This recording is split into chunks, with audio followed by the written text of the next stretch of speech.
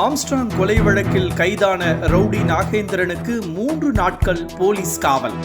Police காவலில் செல்ல rowdy Nagendran மறுத்த நிலையில் 3 நாட்கள் போலீஸ் காவலுக்கு அனுமதி வழங்கி எழும்பூர் நீதிமன்றம் உத்தரவு.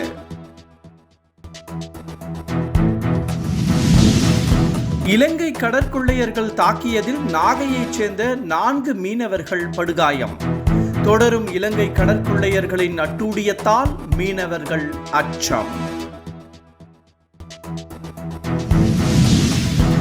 வரும் சட்டமன்ற தேர்தலுக்கு முன் திமுக கூட்டணியில் உள்ள பல கட்சிகள் அதிமுகவுக்கு வர வாய்ப்பு. முன்னாள் அமைச்சர் கடம்பூர் ராஜு தூத்துக்குடி மாவட்டம் எட்டயபுரத்தில் பேட்டி.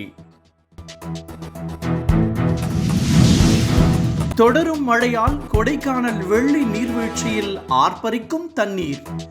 ஆர்ப்பரிக்கும் வெள்ளி நீர்வீழ்ச்சியின் அழகை ஆனந்தமாக கண்டுகளிக்கும் சுற்றுலா பயணிகள்.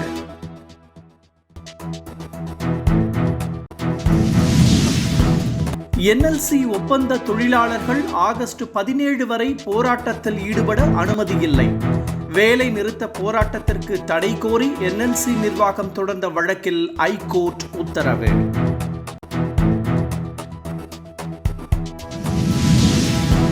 சுற்றுலா பயணிகளின் வசதிக்காக சிறப்பு ரயில்கள் இயக்கம் என தெற்கு ரயில்வே அறிவிப்பு. உதகை மேட்டுப்பாளையம் இடையே ஆகஸ்ட் 16, 17 மற்றும் 25ஆம் தேதிகளில் சிறப்பு ரயில்கள் இயக்கம்.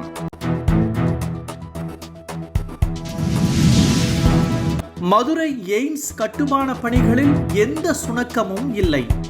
மதுரை எய்ம்ஸ் பணியிடங்கள் முழுமையாக நிரப்பப்படும் என நிர்வாக இயக்குனர் ஹனுமந்தராவ் தகவல்.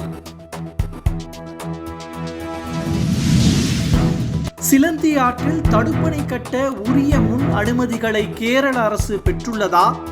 விரிவான அறிக்கை சமர்ப்பிக்க கேரள அரசுக்கு தென்மண்டல தேசிய பசுமை தீர்ப்பாயம் உத்தரவு.